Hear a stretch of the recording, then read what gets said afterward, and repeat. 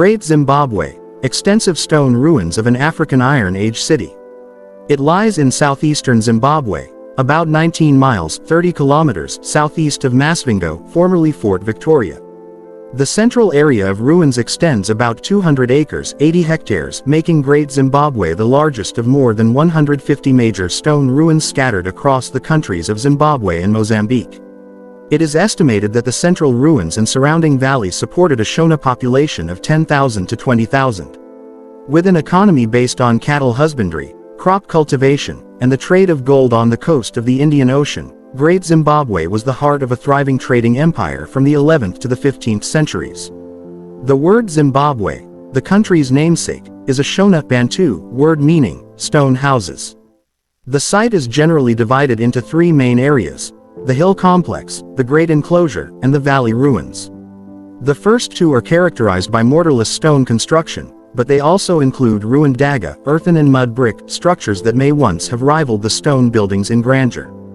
The valley ruins, located between the hill complex and the great enclosure, include a large number of mounds that are remnants of daga buildings. The hill complex, which was formerly called the Acropolis, is believed to have been the spiritual and religious center of the city. It sits on a steep-sided hill that rises 262 feet 80 meters above the ground, and its ruins extend some 328 feet 100 meters by 148 feet 45 meters.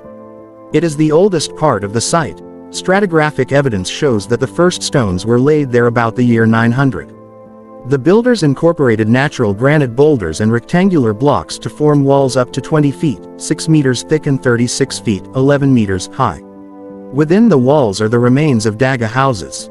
South of the hill complex lies the Great Enclosure, the largest single ancient structure in sub-Saharan Africa. Its outer wall is some 820 feet 250 meters in circumference, with a maximum height of 36 feet 11 meters. An inner wall runs along part of the outer wall, forming a narrow parallel passage, 180 feet 55 meters long, which leads to the conical tower. The purpose of the tower, 33 feet 10 meters high and 16 feet 5 meters in diameter, is unknown, but it may have been a symbolic grain bin or a phallus symbol. Great Zimbabwe was largely abandoned during the 15th century. With the city's decline, its stoneworking and pottery-making techniques seem to have transferred southward to Kami, now also in ruins. Portuguese explorers probably encountered the ruins in the 16th century, but it was not until the late 19th century that the existence of the ruins was confirmed, generating much archaeological research. European explorers who visited the site in the late 1800s believed it to be the legendary city of Ophir, the site of King Solomon's mines.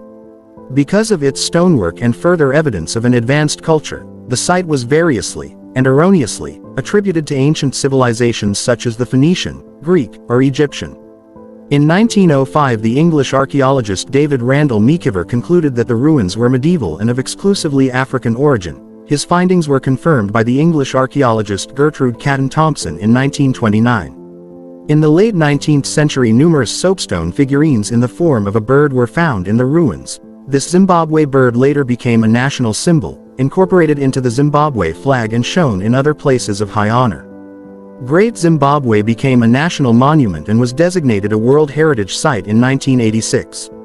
Despite its historical importance and its nationalistic role, however, the site has received inadequate government funding for its preservation and scientific study.